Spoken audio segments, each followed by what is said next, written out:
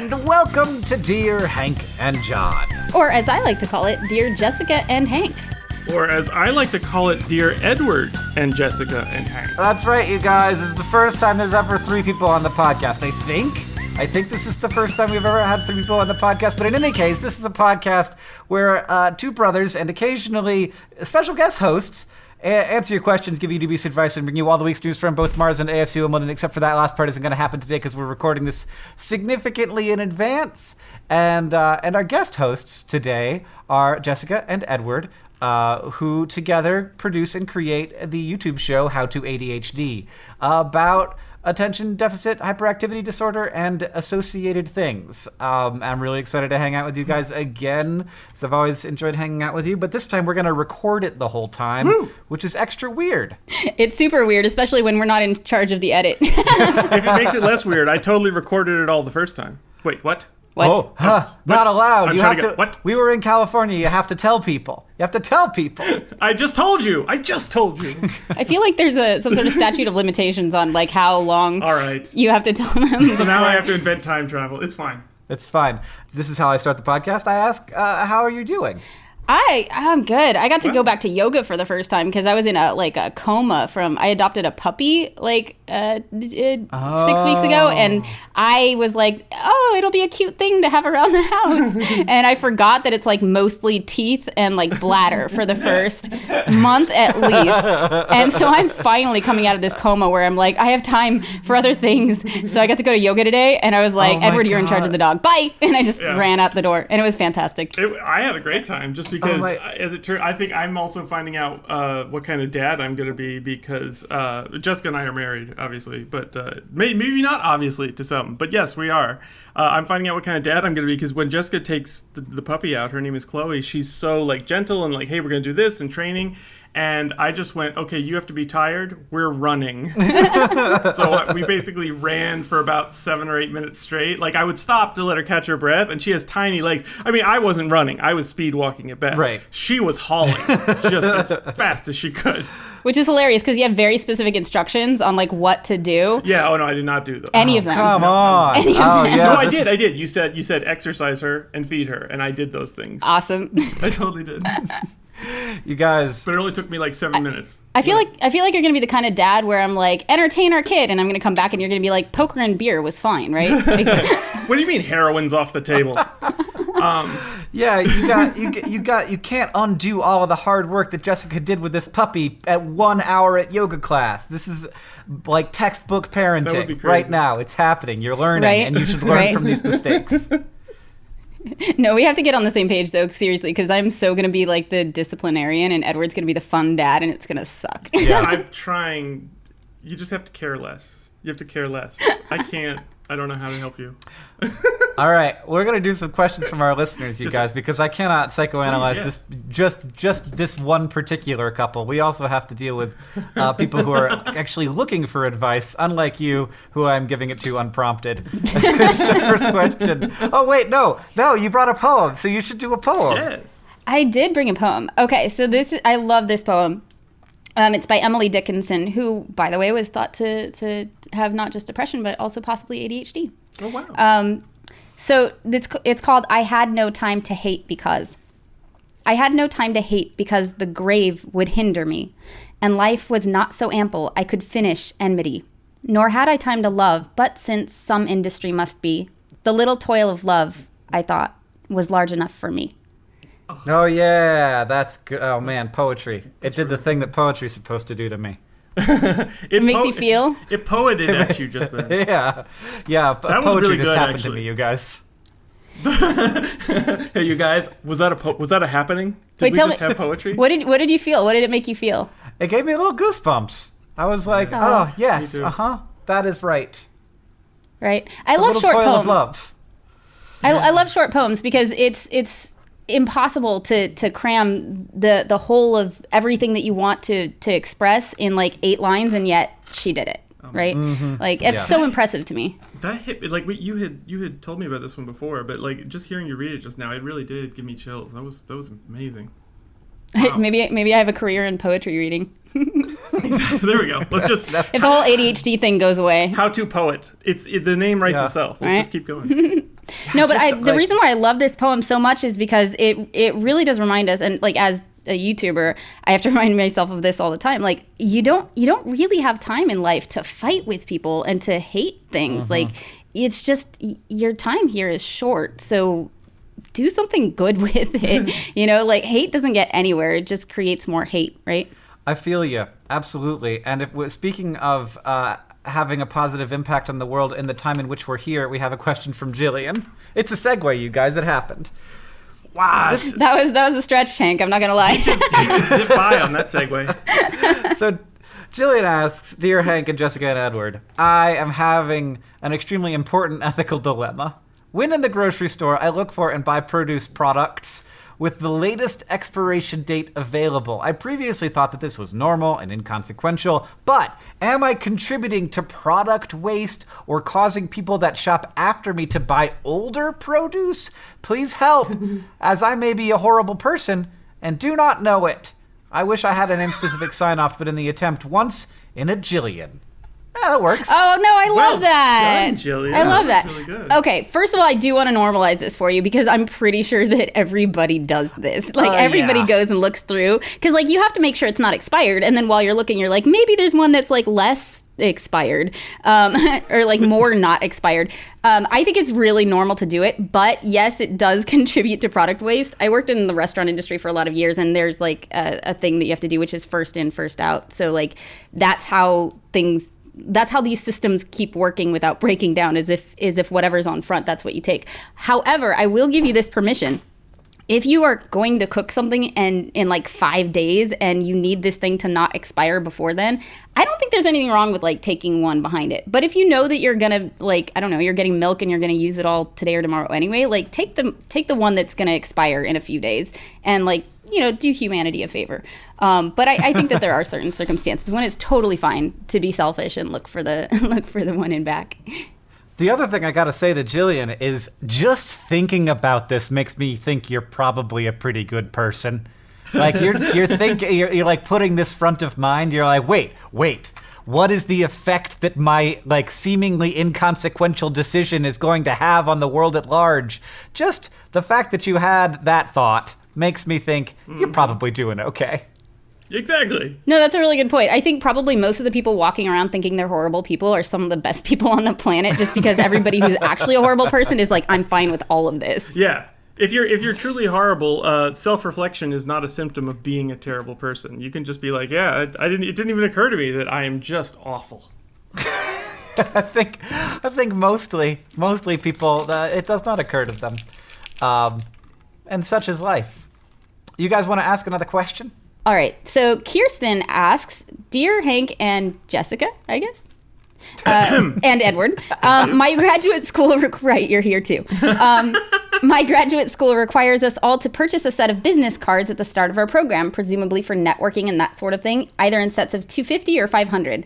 I ordered 500, but that turns out to be a lot of business cards. Plus, I somehow ended up with a double order, so now I have 1,000 business cards.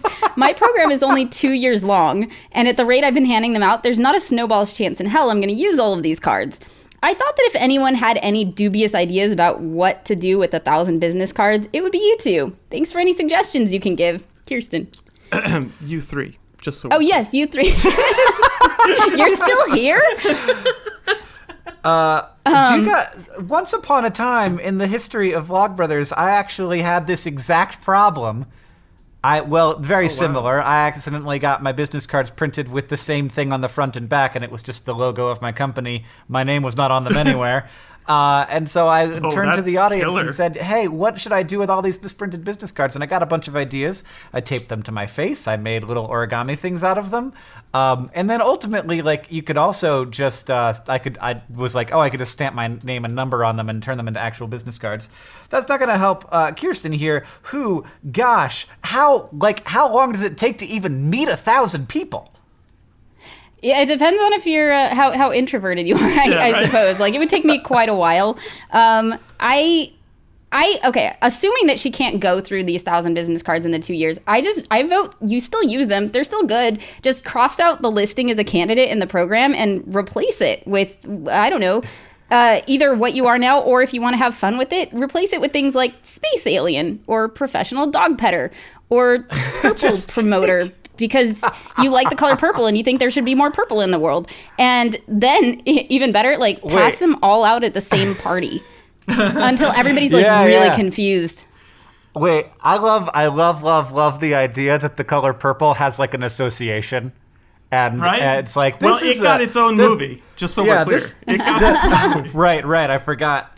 This movie brought to you by the Purple Association of America. We just didn't think there was enough purple, so we started an organization. You know, there's advocacy for all kinds of things, Hank. Yeah, exactly right. Yeah. Whatever you think is important and there should be more of in the world. Like, you can be an advocate for that. You can be an advocate of grilled cheese sandwiches. I am an advocate of grilled cheese sandwiches. Oh, yes, 100%. I just realized that if you did hand those things out and with the scratched out thing with something else, to the viewer, it would seem as though you'd had a drastic change in career.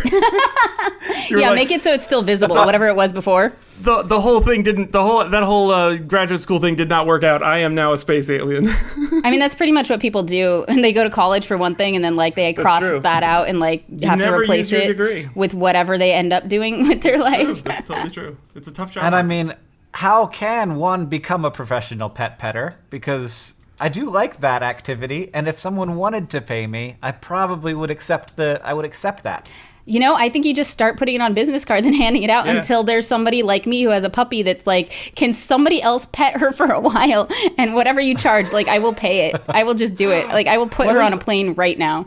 What is the puppy doing right now? She's snoozing on my lap. Oh, she's being remarkably chill. She's being so sweet. Oh, she's got one eye open. She's like, I know what's up. I know what's going on. But yeah, she's snoozing on my lap and like anticipating treats. So it's like every 30 seconds or so, she gets a tiny piece of string cheese for being good. Yeah. Oh, that's right. I forgot we're bribing her. Yeah. Oh, no, it's not bribing. There's actually a really fundamental difference. So when you're training a dog, you have to make sure that like you ask them to do the thing and then they do the thing and you give them the reward. Here's the difference. Bribing is you ask them to do the thing. They're like, go screw yourself. And then you pull out the treats and you're like, now will you do it? And then that's bribing them. And that's not good. Same for kids, by the way. Fair enough. You're learning a lot. It seems to me like you're the kind of person who's going to be good at things because you seem to have that attitude of, I'm going to do a bunch of research and I'm going to do this all correctly. Yeah. She is so good. I feel like anybody in this day and age can be good at anything just because Google exists. Like, you can look it up. I wrote a song. I've never written a song in my life, and I had barely started playing the ukulele. And I'm like, hey, WikiHow, how do I write a song? And WikiHow was like, I'll tell you in 14 steps. And I did the steps and I wrote a song. Like, you can do anything you want. We forgot to tell people that you should have told them that it was a WikiHow production. I can't believe we didn't mention this was brought to you by WikiHow. I should have, yeah. The whole podcast or your song in particular? Is just the song about WikiHow? Is it a WikiHow song? Sorry, Hank. We sold sponsorship on the podcast as well. I thought that was assumed. I thought that was what everyone was doing. That's one way of doing it. We bring on our special guests and they get a little bit of benefit from it. They bring their own sponsors. It's great. Oh. Okay. This one was unsigned. Dear Hank and Jessica and Edward, my husband and I are average income people with a house and kid. My grandparents are retired and have a bit of money. When it comes to time for gift giving occasions, they always ask me what I want. They don't like giving gift cards because they say that's not a gift. But I don't need anything in particular. We have all the decorations, clothes, candles, etc. that we might need. What is helpful would be a Target gift card for diapers and groceries, a Home Depot gift card for home repairs, or somewhere else I can get useful things. How do I explain to them without offending them or seeming like we're broke? Signed, Anonymous. I mean, there are certain things that... Now, John is going to... If John were here, he would jump in immediately and say gifts are terrible and economically inefficient. There are certain household necessities that can kind of have become giftified. I'm thinking specifically of soap. You can never really have enough soap, because soap eventually will get used and it will be gone. And for some reason, soap has become an artisanal craft work that you can get at an admittedly elevated price, but that at least is useful, and that at the end of the process is gone and no longer in your house. That's the key, right? Yeah, that's how they keep you in. That's how big soap stays in business. No. The key is to ask for things that like will get used and then no longer stay in your house. Because if you have like even 3 friends and like you have birthdays and Christmases like over the course of 15 years, like pretty soon you have way too much stuff in your house. Like so much stuff. So yes, I'm such a fan of things that will go away. And yeah, can't you ask for groceries? I'm gonna go out on the limb here. Or diapers. Just be like, I'm just super into diapers. I'm gonna I need so many diapers. Artisanal diapers. Yeah. By the way, I wanted to say, like, technically, soap started out artisanal. It only became mass manufactured later. It originally was all just handmade. It didn't suddenly become that later. That's true. We're all going backwards. We are. I have to say this because I feel so passionately about this. Gift cards are a gift. Gift cards are the gift of freedom. Gift cards are a gift that says, you know what? I don't know if I know what you want. I don't know if you know what you want right now. But you know what? I'm going to give you the freedom to have it later. Even if it's a $5 gift card. It's like, you know what? This is something free that I'm going to be able to have when it strikes me, rather than whatever you can come up with in those 6 days before Christmas or whatever it might be. I love gift cards, and I emphasize everyone use them. And the only catch is when you use them, when you post about whatever you got, make sure you say, you know, hey guys, it was so cool. So-and-so, insert name of person who gave you a gift card, got me a, insert the name of the thing that you bought with the gift card for Christmas. No, I think that's true. I think that's the key. Go ahead. I feel like there's 2 separate things that happened inside of your answer, Edward, and I liked them both. Okay. One important thing was they're called gift cards, Grandma. They're gifts. That's why they call them that. And then 2, you changed what a thank you card is, and you didn't even notice it. That, like, and maybe, of course, maybe everybody knows this, and maybe this is a recognized phenomena that I do not know about.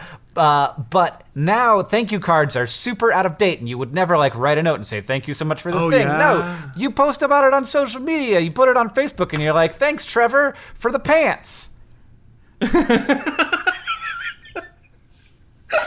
Bonus points if you get something with a gift card that they would be mortified to know that you bought with their money. Well, I mean, maybe don't do that. No, I think you should. You totally should. I cannot continue this line of discussion. Like you buy steak. Like your vegan grandparents give you a gift card and you go buy it like a bunch of steak. Right.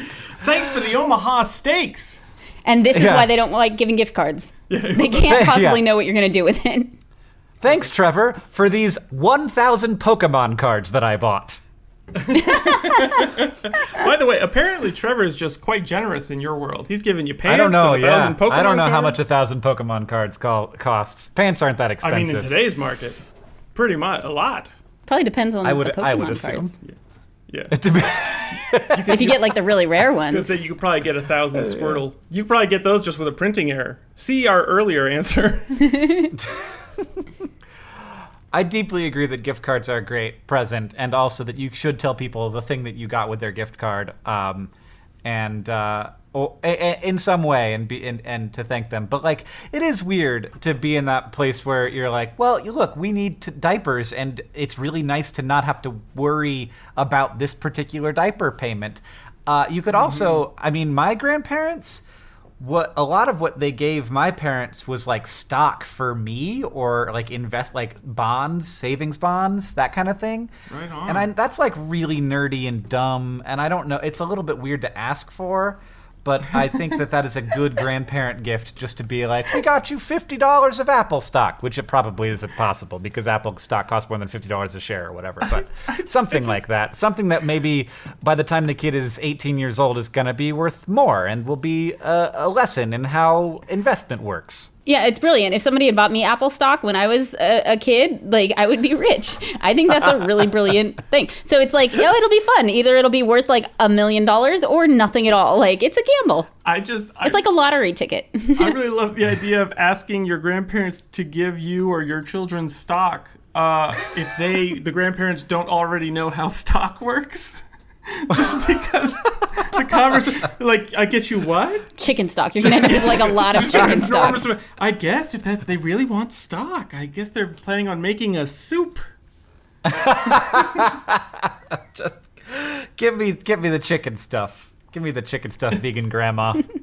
I guess it's back around to me now for another question. This one's from Laura, who asks, Dear Hank and Jessica and Edward, I turned 16 in just a little under 2 months. Well, I'm glad you got your question in before this actually happens, which means that I have to plan a birthday party. I don't know. Do you have to plan it, or would someone do that for you? Do you plan your own birthday party? I don't know how this works. I feel like maybe, I don't know. Could go either the way. issue is I don't have enough close friends to throw a big sweet 16 bash type thingy, and I don't want to invite more people than I'm close with. What are some birthday party alternatives for about 15 people that are still fun and significant enough for a sweet 16? Pronounced like Croft, Laura. I think that's how Laura Croft is pronounced. 15 people seems like a lot of people to me. I agree. That's a very big party for me. Yeah, I definitely didn't even have 15 friends total to invite when I turned 16. So congratulations on being very popular, apparently, because you have 15 close friends. Depending on where you live, what are those rooms? The escape room. Yeah, doing an escape room would be an amazing birthday party. Plus, then you could know like which friends could help you if you're really in a jam and decide which of these 15 friends to take with you on to college. Or which ones will be making it to college with you, I guess. Right? I love that. I have no other ideas. I went for my birthday once, I went to a water park, but I brought 3 people with me because that was about as much as I could manage. Yeah, no, that's pretty impressive. If nobody's planning this birthday party for you, I would say do what you want to do. Like I planned so many parties, or I asked my parents to do so many parties that I was not at all interested in because I thought it was like what you should do. So at one point I had a party where my dad hired a DJ and like built a stage in the backyard, like over the sandbox. And I mean, we didn't have a lot of money. He just like had his friend who wanted to be a DJ and like laid some planks of wood over the sandbox. But but the point is, so built a stage is a very, it's not like up to code in terms of no, not at all. Like we're glad that nobody stopped by to check it out. But I had a bunch of friends, and it was a bunch of people that I wasn't that into, and it was like a dance party. And at the time, I had no idea how to dance. And not only that, I had been already traumatized because I had gone from a private school to a public school where suddenly everybody knew how to dance and I'd only like read about it in books. And turns out not the same at all. And my friends had actually tried to teach me. Anyway, I ended up mortified in my bedroom this entire party because everybody else was out there dancing and having a good time and I had no idea what I was doing. Yeah. So yeah, do something you like. That's all I'm gonna say. Do something you enjoy. You can't do as bad as Jessica. Like that's what we've all learned. I think that's what we've learned. Yes. I feel like that was like the real life version of Belle from Beauty and the Beast. Like if she was real, she'd be like 16 in her room by herself reading a book. Like if they throw a party, she does not want to dance. She has no interest in beasts. She just wants to read.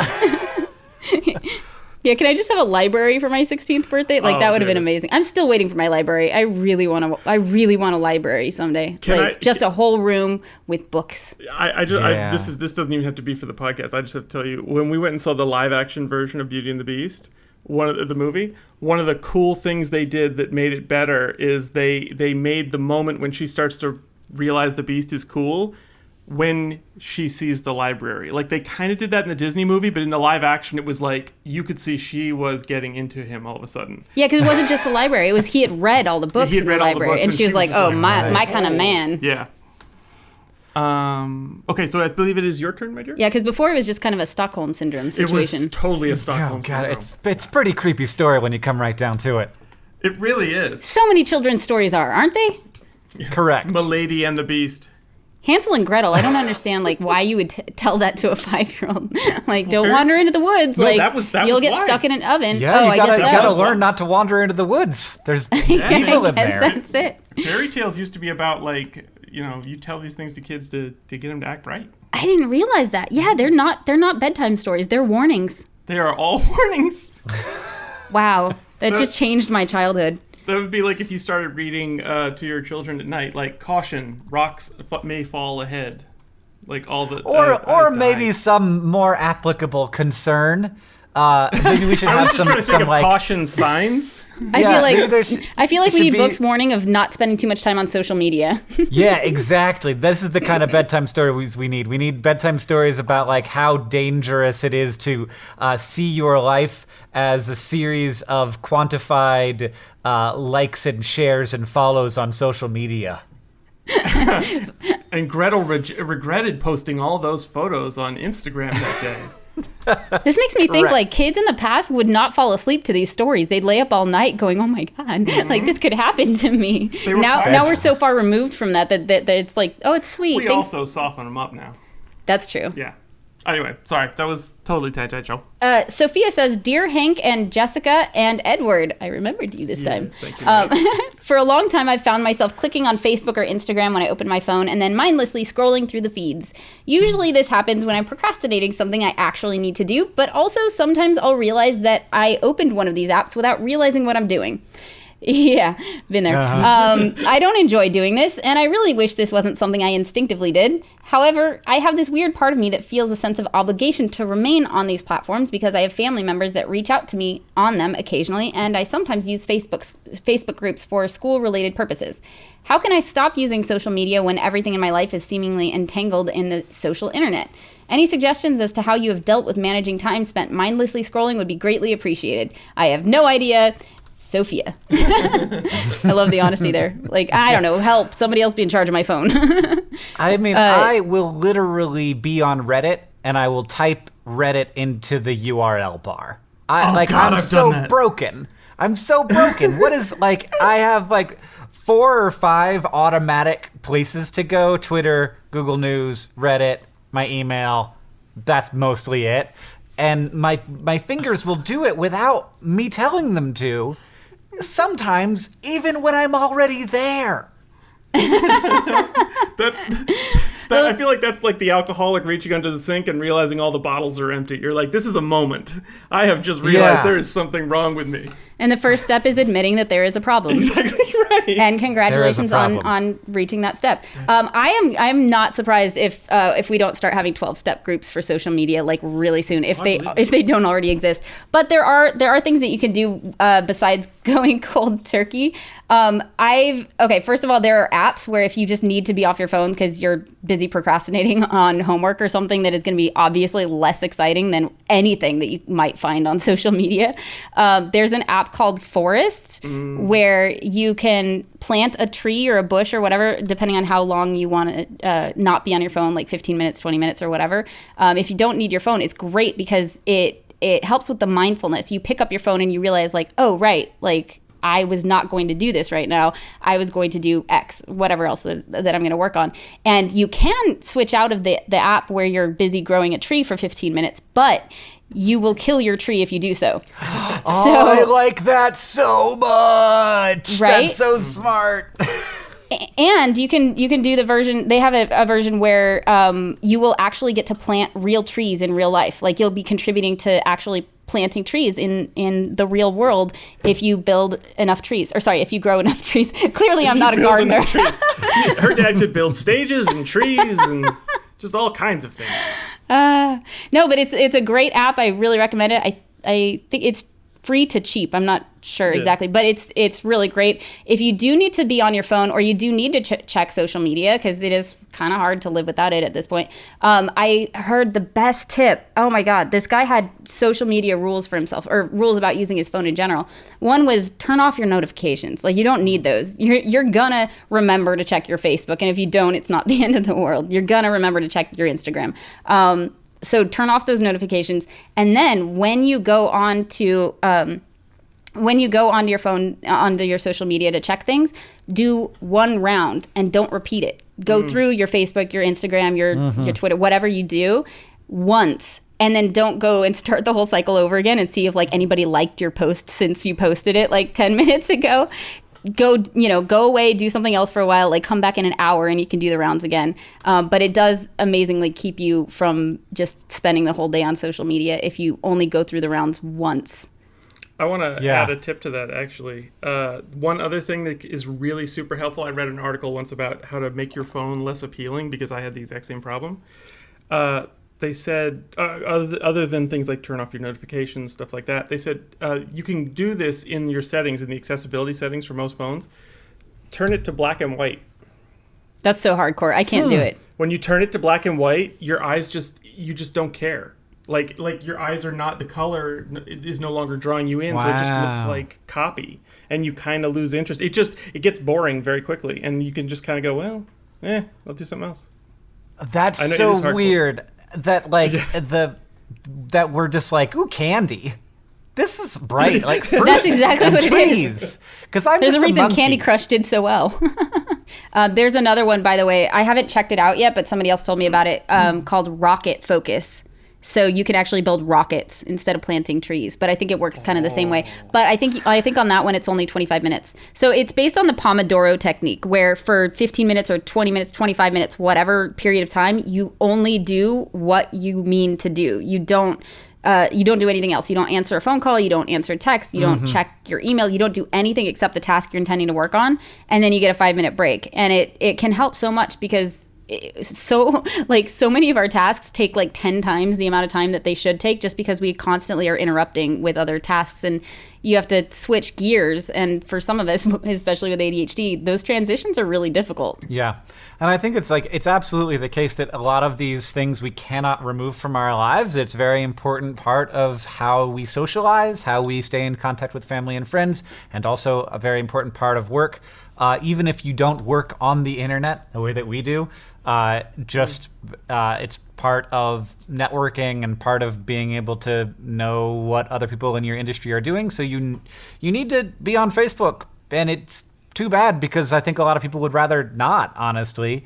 And figuring out how to use it just for the things that you need to use it for, while not doing the sort of things that it is designed to suck you into doing. And as you were saying, I have a huge problem where when I post something, I have this sudden, existing recurring thought loop that's like, you should check and see what the responses to that were, make sure that there aren't any problems, or you didn't say anything wrong, or see how many people liked it and see if it's doing well. And then I'm back in the feed again. So breaking out of that loop is not easy. You get the little dopamine hits every time somebody likes it or retweets it or whatever, so like it can actually become addicting in that sense. But I have seen that occasionally you do post a tweet and I'm like, I guess that's a word that I just didn't know. And then like the next day you'll be like, no, that was completely not a word. I was totally falling asleep. I was like, Hank is so educated. I've never heard of this word before. That is the story of the Pipples, for sure. That's what it was. That's what it was. I was like, and I think I was doing something else. Like I couldn't at the moment Google what a pipple was. And so I was like, okay, well, I guess, he just knows things I don't. And then I just moved on with my day. And then I saw the tweet the next day and I was like, that's just amazing. And that's what it's like to be an influencer. You just, right? You just invent words. And then it exists. Yeah. Everybody's really into Pipples now. It's a whole thing. Everybody's very excited about them. Okay. So dear Hank and Jessica and Edward, da-da-da-da. Sorry, we have a theme song now. Apparently, we're like the Three Amigos. Dear Hank and Jessica and Edward, I have a bit of a dilemma. After my high school graduation, my grandmother and I went out so she could buy me a nice watch. I've had that watch for almost a year now, but I don't wear it all the time. She always asks me about it when I don't wear it, to which I respond that I didn't think to put it on. However, I have my eyes set on a smartwatch, an Apple Watch, to be more specific. My question is, should you purchase something that is an upgrade of a gift someone got for you? Best, Javier. Oh, see, apparently he is the best of all Javiers. This is very hard because now your grandma's going to see you wearing a watch that's not the watch. And you can't be like, well, I just didn't think to put a watch on. I did, and it was a different one, because the one you got me, let's be honest, Grandma, it has no idea what my heart rate is. This is another good person. All of these people are so concerned with other people. That's amazing. This is where we cue the Ocean's 11 music, because I have the exact way you do this whole thing. You pull it off, and Grandma never is the wiser. Oh no. Okay. Are you ready? Okay. This heist requires 3 tools. It requires a fancy box. It requires a nice suit. And it requires an account on whatever social media network your grandmother's on, probably Facebook. Okay, well, hopefully she's on a social media account. We'll just assume. If not, you can work this, like send out a family newsletter, whatever you got to do. Somehow get the Christmas card. Exactly. You're going to get this in front of grandma's eyes one way or the other. Here's how it works. The first thing you do is you get up, dressed up in the nice suit, you put on grandma's watch, and you pose in a photo that really features the watch, like you're just kind of like checking the time or something. And then on social media you caption it with something like, looks like it's time for an outing this evening, something whatever. You're really playing up the watch. Okay, you don't. Does it have to be cheesy? I say go hardcore. Grandmas don't always get irony. You gotta go hardcore. You gotta make it clear that you're loving the watch. Okay, now after that, you take the fancy box, you put grandma's watch in the fancy box, you set it on your dresser or wherever you want. From that point on, buy your Apple Watch. And then the next time grandma asks, hey, where's the watch I got you? What's that watch? Where's the watch I got you? It's, oh, grandma, I only wear that for special occasions. This is just my everyday watch. That's good. Good. That's good. I'm not gonna lie. That good. might just And then work. everyone, maybe like once a year, twice a year, do another nice watch shot on Exactly on right, Instagram. exactly. Wear it to Christmas dinner. And then after that, George Clooney drives up, you get in the van, and you all get away scot-free. That's the ocean. It's literally the best advice Well, this ever works- given on this podcast. Right there, it happened. Yeah, I can't top that. And it was a lie. It was all about constructing a beautiful lie. I will warn against doing this all the time, because then again, you're That going would to be end so- up you're going to end up with so many things that you don't want that just sit on your dresser. At some point you have to be willing to tell somebody, like, I loved it for a year and now I'm moving on. Right. Like, it is the hardest thing in the world to like give away, like, to when you're clearing out clutter. It's easy to be like, oh, I don't know what I was thinking when I bought this. That's going in the trash. But you come across something that somebody bought you and you're like, oh my God, like I have to keep this forever, right? Like, isn't that the rule? If they are ever going to be at my house again or see me, like, I have to have it. You're saying Javier needs to break up with his grandmother's watch. No, I'm saying, okay, grandmother's watch, like, this sounds like a very special thing, maybe not with that, but with other things, you have to be willing to get rid of stuff that people gave you as a gift. And that was a lesson that it took me like a decade of collecting clutter to figure out, like, right? You have to be able to do it. Marie Kondo has a really great technique for this. She wrote the book, The Life-Changing Magic of Tidying Up. And the way that she thinks of it is, this gift had a purpose, right? It brought you joy at the time that the person gave it to you. You received it, you enjoyed it. If at this point it doesn't bring you joy anymore, if you look at it and you feel guilty every time you don't do something with it, like maybe not a watch, but like, the little, I don't know, the weird unicorn head that sits on your desk and you put paper clips on, but you don't actually use paper clips and it's just really cluttering up your desk. At some point you go, is this serving me anymore? Is this bringing me joy? And if the answer is no, and this is where it gets a little weird, but she actually treats it like an animate object and she'll thank it. She'll thank it for what it brought to her life at the time that she got it, and she'll let it go. And it actually works. It sounds crazy, but it works. I have a question. Nice. Yes. I have a question about this. Is the Marie Kondo method, is part of the Marie Kondo method that Marie Kondo will come to your house and explain to your grandmother why you're not wearing her graduation watch anymore? No, that's why. That's critical.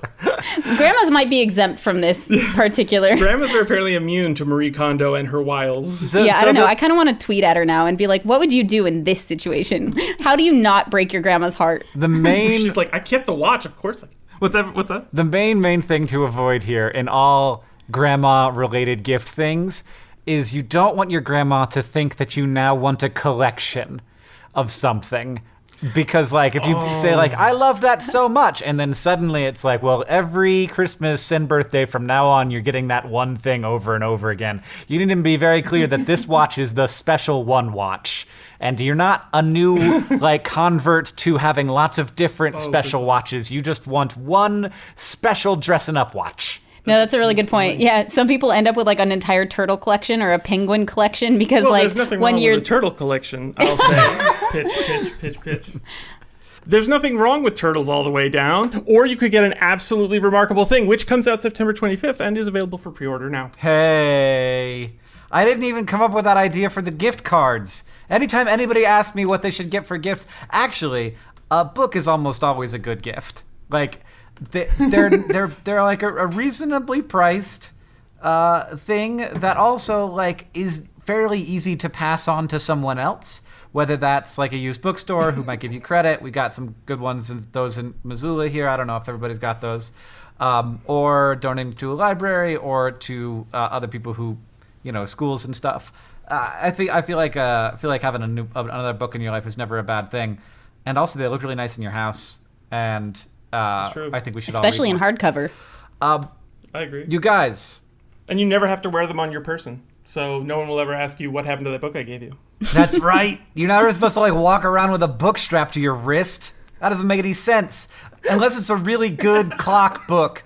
With this podcast, it's actually this podcast sponsor, so I feel bad that I said that this is a bad idea. But this podcast is brought to you by Wrist Books. It's a new, strap a book to your wrist, and then it's a book on your wrist. This podcast is brought to you by Grimm's Fairy Tales, aka Bedtime Warnings. Portions of this broadcast were supported by the Purple Council. When you think purple, think purple. And finally, this amazing. podcast is brought to you by Artisanal Diapers. Artisanal Diapers, handcrafted by small women who work all day to make the perfect diaper that you will use one time because it got full of poop. Brought to you by the small women of Artesia. Are you talking about child labor? Yeah, tell me more about Artesia. Okay, you guys. I don't know what it is, but they're making so much stuff nowadays. They're doing well. I think they got us beat on trade. Yeah, the trade surplus to Artesia is massive. You guys. Oh, they're going to build us such a wall. So we also, you do a very specific thing on YouTube with How to ADHD. So we reached out to Twitter and also got some questions specific to your areas of expertise. First one we're going to ask here is from Brianna, who asks, what are your favorite ways to remember to take your medication? I'm currently using an app that reminds me, and yet I still miss days. This also is for me because I take a lot of pills and have for a long time. But you guys, what do you think? I mean, the foolproof way is to put the pills in a pill box thing at the beginning of the week, and that way, if Monday is empty, you've already taken it. But I've heard other really good ways too, where some people will put their pill bottle upside down when they've taken their pill. And so if their pill bottle is still right side up, they know that they haven't taken it yet. The tricky thing is you have to remember to put it the other way again, I guess, the next day. Yeah. There have been times when I've had to count my pills. So, like, I take them every day. So I will actually count out the pills if it's especially if it's toward the end of the month. I'll be like, okay, I know that I only had like 2 left, and now do I have 2 or do I have 1? I'm not great at this, actually, to be honest. Some days I'll be like, Edward, did I take my medicine? And he'll be like, yes or no, and I don't know. He's better about knowing than I do. But actually, my best tip now that works for me is I also have to take birth control. And so I will know if I took my medicine if the birth control for that day is empty. Oh, that's good. Because I take them at the same time. That's good. In that same way, I try and tie it to another activity that I'm definitely going to do every day and do it right before that activity. And so I know if I've brushed my teeth. So will make sure that I take my pills before I brush my teeth every time. And if I'm going to go brush my teeth and I haven't taken my pills, I form that habit that pills, then brush teeth, and then did I take my pills? Well, my mouth doesn't smell like poop, so yes. That's really smart. That is really smart. That's actually the best one I've ever heard. So congratulations. Also, congratulations on brushing your teeth every day. Yeah, that's hard enough as it is. Oh yeah, I'm a toothbrusher, man. I'm a toothbrusher. I'm really worried about. John has had so many tooth problems. I'm very concerned about going through that. Wait, who has tooth problems? My brother John. Oh, John has Green. so many. Oh yes, no, that's right. He has. He's had. I've seen. He just talks about having to go in for surgery. I was gonna say, how do you know John's dental history? I understand Hank knowing, but Edward, what have you? They're on the internet. I don't know if you know. They talk about their things sometimes. They. You say you don't have time to John's help clean. I'm just saying if you have time to know how to know John's dental history, you have time to help me clean the house. Research. It's all research. That's what I told the judge. So Melissa asks if you made it into adolescence. Yes. I love that term. Before diagnosis, how do you make up for lost time? I'm still training my parents to take my neurodiversity seriously. How do I approach future employers or coworkers, etc.? Be upfront, conceal, fake a chill exterior in interviews. Good luck. I think that's a good rule just in general. I don't know. I've tried the faking a chill exterior in interviews, and I just come across like super awkward. I've just like learned to just embrace who I am, and I'm like, this is what you're getting. Like, if you don't want to work with this, like, I'll move on, because I'm not gonna fake a chill exterior every day for the rest of my life. So, okay, so how do you make up for lost time? Yeah, this is actually really common for people who get diagnosed later in life, where they feel like they missed out. They missed a lot of years. And even though I was diagnosed at 12, like, I didn't know that you needed more than medication for a long time. And so I feel like once I realized, oh, there were other things that I was supposed to be getting. There were accommodations and there, you know, like behavioral therapy stuff, like I should have been getting as well. And so I even felt like, I'm just so far behind. Like, how do I make up for lost time? And there's always a mourning process that happens where you kind of have to let that go and say, okay, well, I was diagnosed now. Like, where do I go from here? We have an episode on the channel on youtube.com/howtoADHD about being diagnosed as an adult, and somebody who's now an amazing ADHD coach talked about the whole experience of getting diagnosed as an adult. I think it's a great video. I definitely recommend watching it, and not just because it's on my channel. I literally, that is my story. Like, I was not diagnosed until I was 35, and I'm still kind of sometimes going through that process of oh man, what would my life, because I could just count all the near hits that I've had in my life where I've built myself up to a certain level, and then my brain would lose interest, even though I wanted to keep going, and I would just eventually like just drift away from like one major opportunity to the next.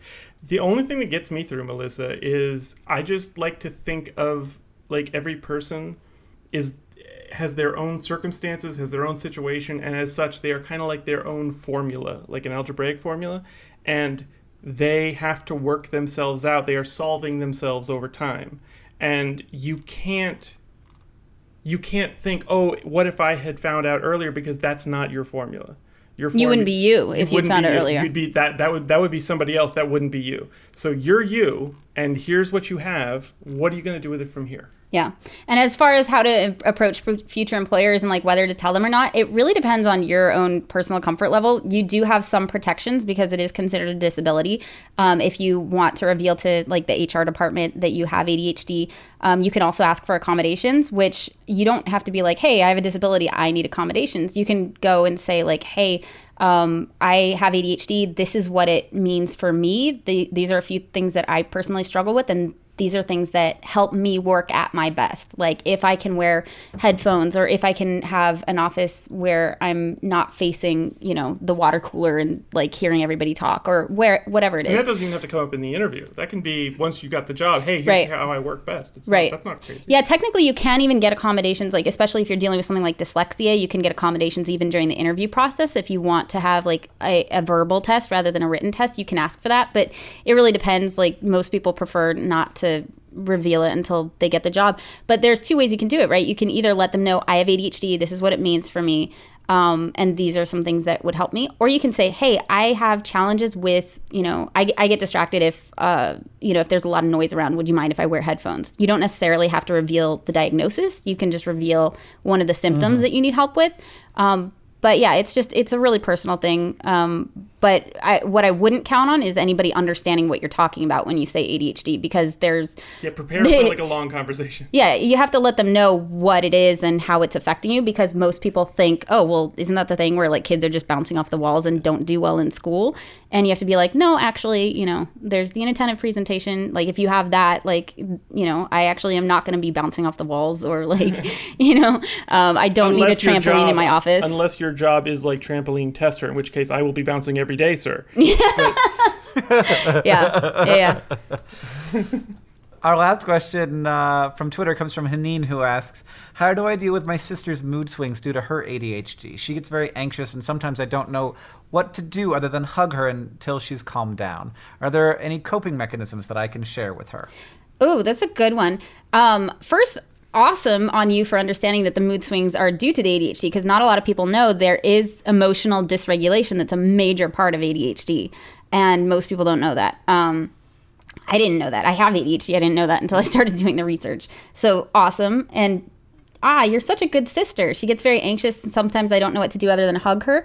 I mean, whatever works for her, it's going to be different for everybody, but yeah, it can just be helpful to give somebody their space. As far as coping mechanisms, there's depending on how old she is, like behavioral therapy or cognitive behavioral therapy can help her learn to deal with that. One of the best coping mechanisms is just to breathe, like teach her breathing techniques, and meditation can help. Yeah, mindfulness and meditation can help a lot too. There's an app called Headspace that can teach you how to meditate, even if you have ADHD, because they're very short sessions and they walk you through it. It's really, really easy. Meditation is kind of something that most people with ADHD are like allergic to when they first hear it, because they think you have to sit still and like clear your mind. But that's not what meditation is. Like I'll fidget sometimes during meditation, and that's okay. And like my mind is very rarely clear. I heard a great thing actually in yoga today. The teacher said, meditation is not so you can control your mind. It's so you can not let your mind control you. So you're still going to have these thoughts that like float in and out of your brain, but you don't have to chase after them. Like you can start learning to let those thoughts go. So yeah, I definitely recommend meditation for people with ADHD. And also movement is so helpful for people with ADHD, whether it's dealing with emotional dysregulation or impulsivity or hyperactivity. Like moving, I saw it was a meme. I'm seriously, like, I usually do a lot of research. Right now I'm quoting a meme. I'm seriously doing this right now. But movement stills the ADHD mind. I am never as much at peace as when I'm going on a walk or a run or whatever. Like sitting still, I can just stew, right? But yeah. I'll also throw in glitter bottles. Are really good. Google glitter bottles. Glitter bottles are great. They calming bottles. Yeah, calming bottles. Yeah. Yeah, depending on her age. I'm looking at what this is because I've never heard of it. It's really cool. It's essentially like a plastic bottle that you put. I think you put water, and there's some other fluid in as well, or just water. There's clear glue, water, right. and glitter. That's right. And you shake it up really hard, and so it's like turmoil, right? And then like a snow globe kind of thing. Yeah. You watch the glitter settle, and as the glitter settles, it actually calms down your nervous system. Yeah, you're literally it's almost like watching a physicalized representation of your own anxiety slowly coming to rest. It's really nice. All right, you guys, let's do one more question before we wrap it up. This one's from Brian, who asks, Dear Hank and Jessica and Edward, in the event that I become famous someday, should I have an autograph that's different from my signature? And if so, what are the different criteria for an autograph versus a signature? This is a very important question for which I require dubious advice, as I'm not clairvoyant and therefore have no idea whether or not I will be famous someday. Brian. Well, I think they're the same thing, but I also think that preparing to be famous one day is a bad plan. It is not going to be like what you think it is going to be like. No. Yeah, it turns out there's a lot more to it than autographs. Like, autographs are the least of most people whose famous concerns. Can I just say that when I will say to Brian's question directly, yes, please do your autograph separately, because I didn't know that. And I just was signing my check signature for a while, like when I first started, just every time. Oh, is there What's that? I totally signed my check signature. We might have to cut this question out of the podcast if that's not okay. Yeah, I mean, I signed my check signature. Edward is overly cautious. Yep, I only have the one signature, you guys. Don't you have like a 10-minute video of you just signing it over and over again? That's like, no forger has ever been given so much research material. As I don't feel like the signature is at all an important part of the security mechanisms of a check anymore, but maybe it is. No, it's really not. Like, no. you can sign anything. Like, they don't care anymore, unless like maybe if it's your last will and testament, they'll be like, is this actually a signature? That's a good point. But yeah, for most things, I don't think they care anymore. All right. Okay, well that explains why I did not experience identity theft after I took a film on tour. I will I will give you advice for in case you become famous someday. Whatever the signature is that you use, make it short. Because your hand will get very, very tired if you get really like Disney elaborate with it. And also, don't try to be famous someday, because it will eat you in your heart. Don't do that. Just go find something you really love and just do it a lot. And you'll be famous or you won't be. It doesn't matter. You'll have a great time. That's all I'm gonna say. I want to know. There's all kinds of great ways to be. I think there's all kinds of great ways to be well known and supported or not, and whatever you end up doing. But I think it turns out that the people I know who are happiest in their success are famous not with the whole world, but with a small group of people who are cool. And that's the way to do it. It's like I have a friend who is a somewhat famous lepidopterist, which is like people who study butterflies. Okay. But only if you're like a lepidopterist. Only if you're like really into butterflies do you know who this guy is. And he's very happy in his world writing butterfly books and chasing butterflies and talking about butterflies with butterfly people. It sounds lovely. No, that is the best way to be, because it's the kind of famous where you can go someplace if you need like validation that day. Like you go to a butterfly convention and like everybody loves you. And then you're walking down the street just having dinner with like a new girl that you're not sure you want to tell your parents about yet, and you don't have to worry about paparazzi telling them for you. That's true. You just have to be careful that the butterflies don't recognize you. That's the only discomfort. Is that you might get mobbed by butterflies. That's the main concern. That would be difficult to explain to your date. There is a PS. It says, I thought of this question because I watched Hank's 15-minute video where he signed pages for his book, An Absolutely Remarkable Thing, which comes out September 25th and is available for pre-order now. And by the way, if you want to get a signed edition, there's a limited number of signed copies. I just got news, actually, that they're running low on Amazon. Some of the other bookstores have more, and they will also be available at physical bookstores when they come out. So we've set aside a bunch to go into physical bookstores. But if you want to get one on the internet, you might want to do that soon, because it sounds like they might actually not be available on the internet, because I can only do a certain number, because it turns out my signature is pretty long. It was a huge mistake. But thank you, Brian, for the promotional opportunity, and thank you, Edward, for reminding me of it. Hey, you guys, this has been a great podcast. I really enjoyed it. Usually we end with news from Mars and AFC Wimbledon, but obviously we did a different thing today because we are going to put this one in the can and have it come out late. But thank you for recording so that we can be ready for all of the future outages that we will have. But you guys, tell me what we learned today, if you remember at all. We learned that Purple has an advocacy group. Oh, we learned that you can, in fact, order artisanal diapers. Apparently that's a thing. That's true. Yes, that's true. And they come from Artesia. Yeah. And we learned that maybe everybody has a vegan grandma who's going to get really offended by your steak purchases. And finally, we learned that you can learn how to do absolutely anything on WikiHow, such as write a song. About WikiHow? If you'd like. That's meta. Writing a song about WikiHow using WikiHow. I'm doing it. Yeah. Oh man, that's what I'm doing what makes right him angry. As soon as we end the podcast. He gets to it first. He's like, yeah, WikiHow about WikiHow. I'll call it Wiki what? Oh God, this is actually, I think I might do this. I think this might be my whole vlog for this video this week. Wait. If you're going to talk about WikiHow, Edward found a game that gamifies Wikipedia. Yeah. I don't know if I want to tell you this because like everything you're doing might shut down. That's true. He has a child. You do have a child as well. We should not do this to him. It's called the Wiki game. If you look for it, it's basically it's you trying to connect two disparate subjects in the shortest number of steps as fast as you can through Wikipedia. It's insanely addicting, and all the ads goes directly to Wikipedia.